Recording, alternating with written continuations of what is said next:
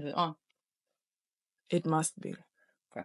It better be. Hello everyone, how you doing? It's your girl. I'm back again sooner than later. Nicole Popova, and this is Drea. full government name. That's what's on my ID. Drea? DREA.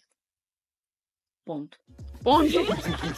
And I actually came here yesterday to try and film this, but I'm just yapping, guys. Yeah. I completely forgot. Yeah. I thought like I was gonna look down at my phone. It was gonna be 4 p.m. It was 6:15. So we back today. Yeah. I forgot the thing that connects the camera to the stand, so if it falls, we all fall. Who's we? Everyone nearby. I'm just gonna be watching. Girl, you're really close. But yeah, Drea is gonna be asking me some questions, and we're gonna have a conversation. And I'm gonna be talking to you about some upcoming projects and some stuff from the past, some behind the scenes. Have you guys watched my other video, the interview? You should go do that. If you didn't. Even if you did, bro. Just fucking go do it, bro. Like, comment, subscribe. So, Nicole, what have you learned so far Mhm. from the music industry? What I've learned. I have learned, firstly, I feel like I've mainly been also exposed to men in the sense that most of the people that I've worked with so far have been men, and that kind of gives me the idea that like the industry is like 90% men. Also, it's very, when you have to like depend on other people for certain things, like let's say for example, like I'm a singer-songwriter. I can't produce. Not that I can't, I still don't know how to produce my own instrumentals and all that. So then I need to like reach out to someone and create some sort of like trusting relationship with them that they're going to deliver, and that they also believe that I'm going to deliver. I was like meeting these producers for the first time. I didn't know what kind of questions to ask them. I kind of just went into the studio and I recorded, you know, and I feel like maybe like most artists, like when they're starting, it's like that. They don't really know like the business part of it, but music is business. Like your music is your product. You are the brand. There's a lot that I didn't know was so important for me to think about, because it's so easy to exploit an artist. Okay. You know? So if you're talking to somebody that wants to be an artist now, like what's your advice with what you know? My advice is, yes, take the opportunities, you know, because you're gonna learn a lot from them. But you need to know when people are just like trying to use your talent and are kind of like waving a carrot in front of your face as if like they're gonna give you something or fame or, you know, success or whatever the fuck you're looking for with your music. Releasing your music independently, you need to know like about percentages, and you need to know about like all the legal matters of it. And if you don't know, please find someone that does. I have someone that can, you know, be like, girl, this is not what's going on. Did you ask them this? Do you know this? Please send me like their number. I'll call them and figure all this shit out. You know, I think that is very important when you don't only want your music to be a hobby, basically. Because if it's just a hobby, you're just doing it for fun, then go fucking do all this shit for free. But then like in the future, when the taxes get to you and you're broke, these people are making money off of your music as always. You could have been getting at least 15%. Come on now. At least. That's still not something that I'm that worried about. My manager wants me to be very worried about it, but because I think I just have so much fun going to the studio, I would just do it for free. Yeah. You know, and like not expect anything out of it. I always feel like I get something out of it, because like every time I leave the studio, I feel like I'm better at something. Yeah. And experiencing these other artists and seeing how they work can inspire me or like make me look at how I do my things. Up till now, every single time I have gone to the studio, like for me, like today I'm gonna go to the studio, my manager's coming with me, we already have the beat set and everything. Like every single time, I'm very satisfied with the product. Okay. And I don't know if that's normal. Am I conceited? Maybe I'm just built different. Because real thing is, if I don't get it right the first time, if I started like writing a song and recording a song, and midway through I'm like this is not going anywhere, I must not fight it. I can't fight it. Maybe the next beat is going to be like, you know, that was just a warm-up type shit. Also, something else that I've been told a few times, they're like, yeah, you have to record 100 songs before making your first release. I'm like, damn. And when I heard that for the first time, I already had like 30 songs, and I thought that was a lot. 20 of them were incomplete, but I had 30 songs, bro. The beat was 4 minutes, but I got to 150. That's good enough. Like you said, you journal. and stuff like that. Do you like have ever gotten into like poetry? I feel like poetry is not really my vibe. I have written fiction before. I used to when I was a lot younger. I wanted to get back into it, but I feel like I'm in a place where like I just want to appreciate literature. Right. Maybe someday, yeah, that would be really cool. Yeah. So go to like a bookstore and there's my name and it's like, yes, ma'am. I think I'm getting more into other forms of art. Which are? I just got a sketchbook for like the first time in like 5 years. Amsterdam libraries. Every month they have like this craft night, and you can just go and do like whatever they have that day. And there was this one day that we went and they had like laser printers. So you drew something and then you laser printed it. Wait, let me show you. Here you go, guys. I don't know if you can see it though. But I made the full thing here. So cute. Yeah. Because she's a star. Yeah, period. Star. Oh, yeah, star. So a couple days later, Nicole sat on my child and murdered her. I'm still gonna try and fix like with super glue or something, or just like display it. But yeah, shame on you, Nicole. What was your experience the first time you went into a studio? Technically, my first time was for like a musical that my school was going to have that never happened because of COVID. Bro, so many hours were spent in that.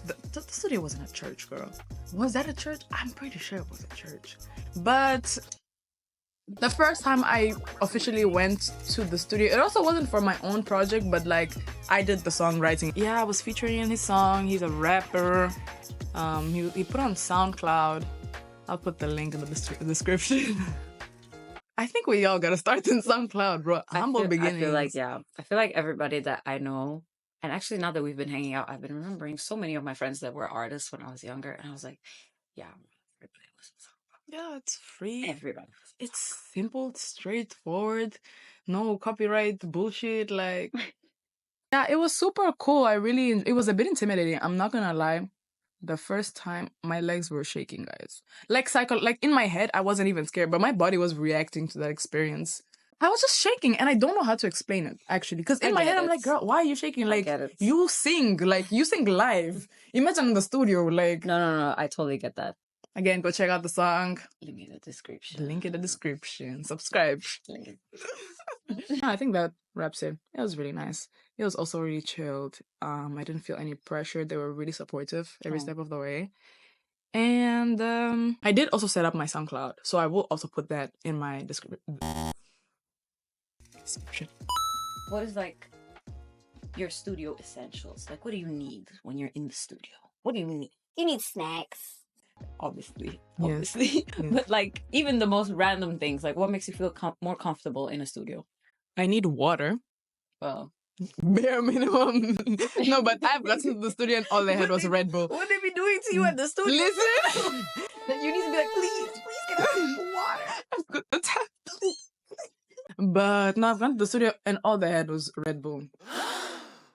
Trap house. I think from that, another thing about also going to the studio, I feel like right now my music is authentic to me, but I want to explore my neo soul and more soul, jazz soul side, and I haven't really come across that many producers, or at least like in the Netherlands, you know, that make that kind of beats or that would be willing to collaborate with me. That would be really nice because I feel like I'm gonna show you like my music from the beats that I pick from YouTube. They do sound pretty, like, to some extent, like the vibe is very different from the things that I've got right now. I do have like behind the scenes footage, and I think it's for, what song is it? I think it's Potential. It's not out yet. We will get into that. Sneak peek. I'm gonna get into your personal space right now. Let's go. But you said you needed content, so.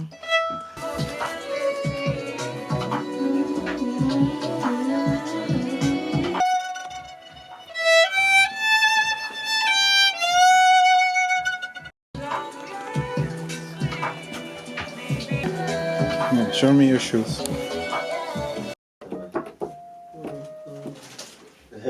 Not or Okay.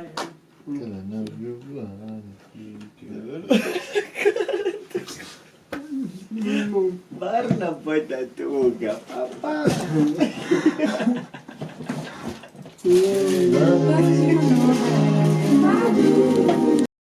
Vai ser como hoje? Hoje é no sofá. Demorei para chegar. Hoje vou dormir com ele. Espaço aqui ligar olhos. Olhos. Deixa eu ver teus olhos. É mesmo só este espaço. You gonna bring something?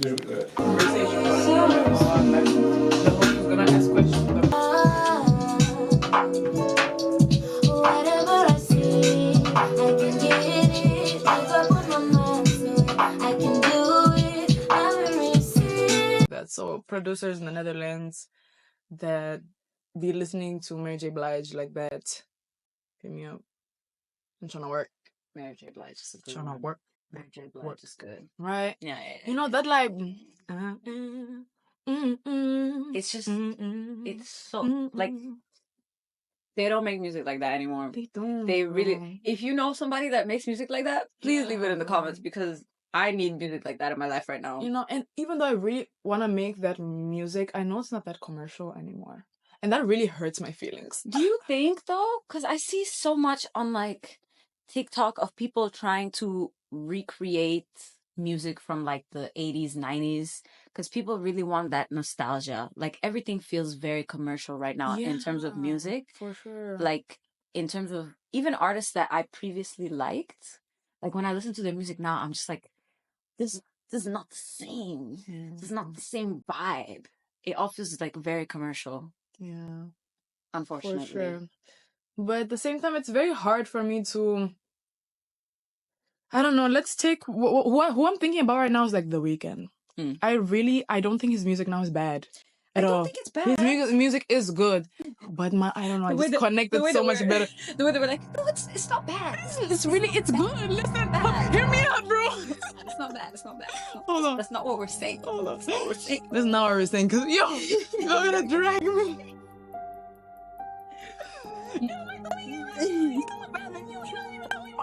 Shut the fuck up, bro.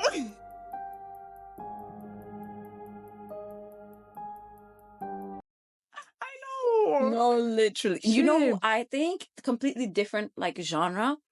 Nicki Minaj. Real. Nicki Minaj. Her last album. New Nicki Minaj music, I'm just like, what are we even talking about?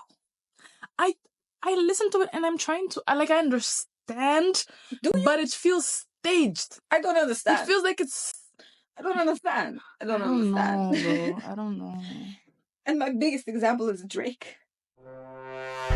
My biggest example is Drake. I'm not even going. So, bro, and then when I found out that he sampled Erykah Badu, of course he blew up, bro. That shit is hypnotizing. Of course he did. That shit is hypnotizing. I'm in the kitchen, I'm cooking. Have you heard it? Yeah. It's so slay, bro. I never heard Hotline Bling again after finding out. Actually, I stopped listening to Drake after God's Plan. I stopped listening to Drake after God's Plan. I won't sit here and say I don't listen to like older Drake music. I do 100%. You know. Okay, now he's mad. I'm here for all the Drake smoke, honestly. All the Drake smoke. During the Super Bowl, I was so happy that day. I was so iconic. So happy that day. That was so iconic.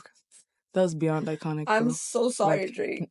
Kendrick, you did that. You did bah. Pow. I would never leave my house again. I would never leave my house again. Yeah, because they knew Kendrick was going to do that. So, yeah, I think we're done with the Drake conversation. You went to Paris recently? I did. How was Paris? Paris was really good. Paris was also stressful. Girl, Paris is stressful. That metro saw tears. The metro is terrifying. No, the metro is so scary. And I thought, like, I went to Barcelona a few years ago, and I thought Barcelona metro was crazy because, like, you can walk 15 minutes underground and you're still not at the metro line. And I was just like, why? But Paris defeated me. having to follow those blue footsteps on the ground. This is scary, bro. It was so bad. And the weekend that I went, it was so full of people. Like, every single metro I got into, I was like this. Yeah, bro. I was at the door, like, the door was closing on my butt cheek, like. And you were like, oh no. Oh no. The door's closed. Anywho, but it was especially like stressful because I was late for the mic check because my bus to Paris, I traveled on the day of the performance. Oh. So Why would you do that? Because Why would you do that? what was I gonna say? Okay, period. Yeah. Okay. Yeah, like we were supposed to arrive at 3 p.m. and the performance was at like 9. Flixbus, sponsor me. You owe me some money, actually. You caused me a lot of stress. Bro. Because then it took us like an hour to be able to figure out how to get to the hotel, even though the hotel is an 18-minute walk from the station. No, it didn't take us an hour. It took us like 45 minutes. But we didn't want to walk with all the bags. Exactly. But the metro. So we go to the metro. I thought we could do like the check-in with the phones. No. Make life easier for us. No. They were having sound check from like 4 p.m. until 7:30. And I got there at 10. I thought I was gonna get there at 6. Then I did. This is so Mozambican coded. This is so Mozambican coded.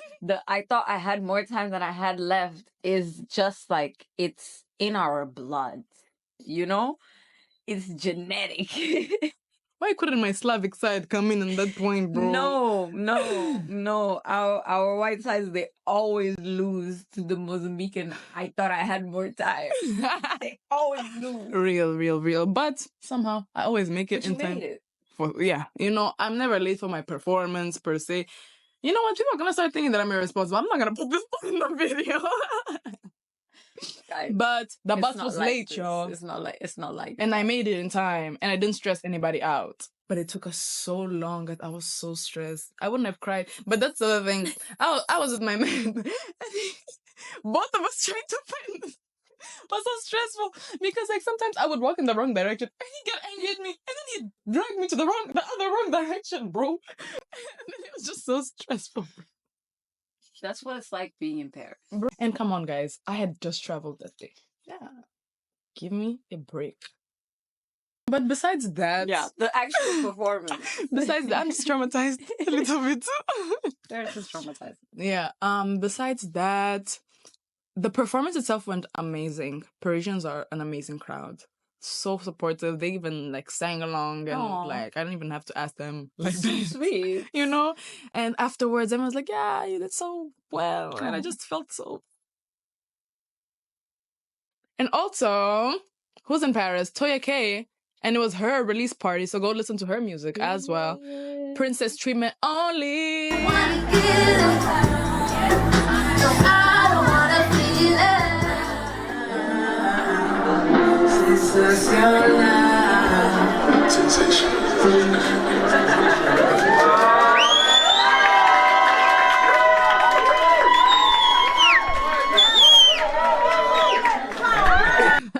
Now I'm going to talk about how, yes, guys, I am fully aware that the light is shining on my chest and not my head. But everyone, I was in heels.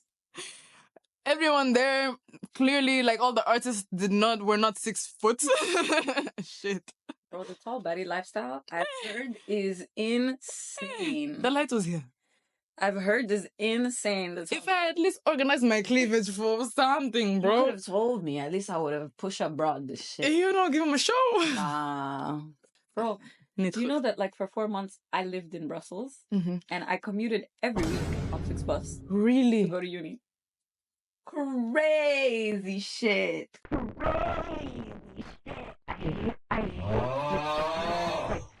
Deep hatred. Yeah, você viveu cenas. Hey.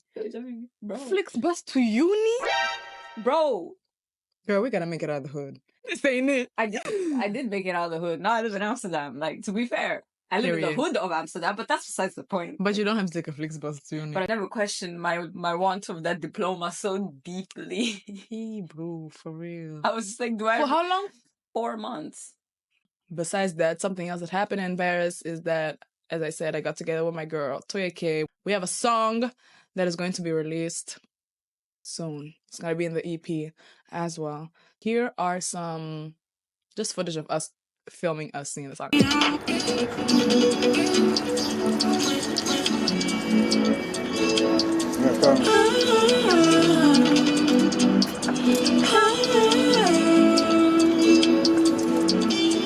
In the shadows of my mind, I know exactly how it all plays out. I love how difficult I make it seem when I'm so capable of doing things. And now I walk the walk, I talk the talk, my skin is thick. You do a lot, bro. You do a lot of things. What's it like having all these facets? I'm not gonna lie, it gives me a confidence boost because I'm like, bro, like I can do that. Because that is so real. But at the same time, it's kind of like I develop in these individual like sectors very slowly. Exactly because I have so many of them. So it's never like one thing. Well, right now I made the decision. I was like, I'm gonna make music. But when I first came to the Netherlands, I did first year of fashion design, technologies, engineering, and management. And I had also considered going to literally just art school because I paint. I'll put some paintings for you. Okay. I think my creative like problem solving works much faster. Also because a lot of the times I can do it myself. Yeah. I don't have to ask somebody else to do it. What else? I was also like, up till I had my first relationship, for some reason I was an athlete. Period. Guys, I was an athlete. Men always ruin. And then I started dating, bro. And then I got really in touch with my emotions, started singing. So thank you. Thank you. Like, I guess you did something. I could have been like a pro WNBA, but shit. Bro. Period. And if she's not wrong, comment. And if she is wrong, comment down below. Just comment, bro. Just comment. Just say something. Say anything. Why are you ignoring me, Say bro? anything. This is a man we're talking about. Why are you leaving me on red? Literally, bro. Like, why are you watching me and keeping quiet? Like April is next month. And it's gonna be, yeah.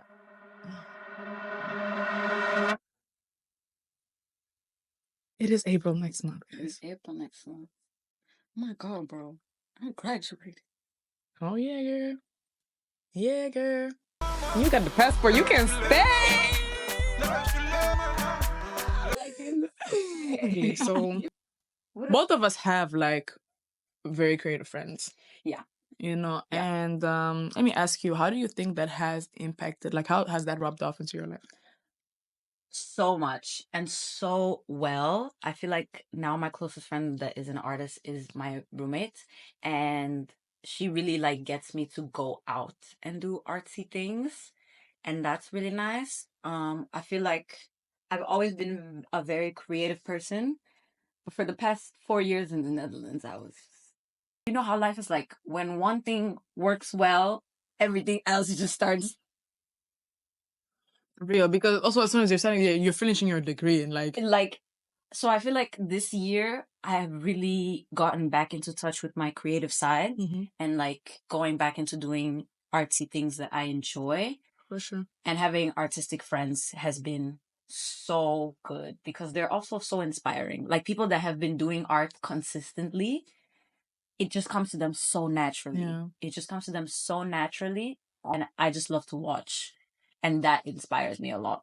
I get you. I feel like since I started having a circle full of like creative people, that I've been also feeling very motivated. Like you feel like you're like whoa. Friends, when you do things, you inspire me. You inspire us. So keep doing your shit. What you doing. Exactly. And I know for sure people have told me that I also inspired them. Yeah. Literally just because I'm doing it. Bro. So just do it. It's always like the end of every video, every motivational video is just telling you to do it. Just and do that's it. Literally. I was having this conversation with, I think, Jade.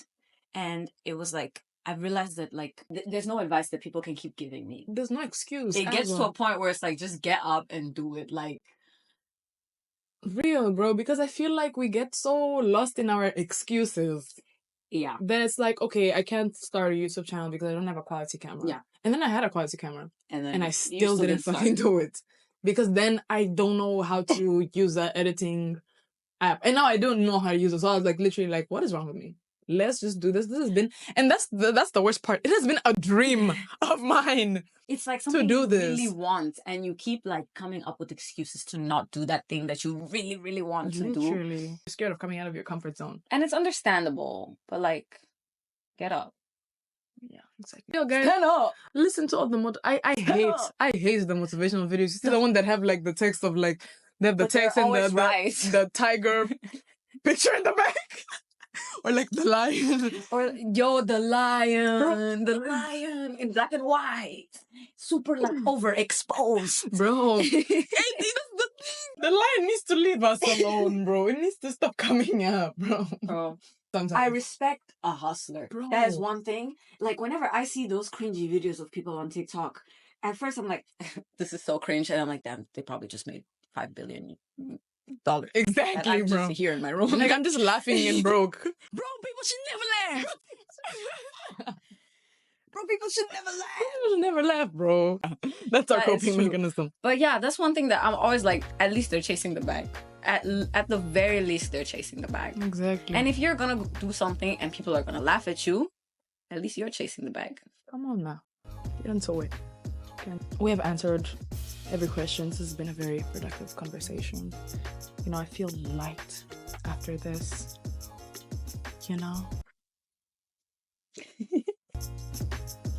Thank you guys so much for watching. I had a lovely time here with Andrea. And go follow us on our social media. I'm gonna leave them here. Go tell us what you think. Interact with us. Like, comment, share. Subscribe. Save money. Stay healthy. Don't save money. Give it to us. Abraço. Beijo. Tchau.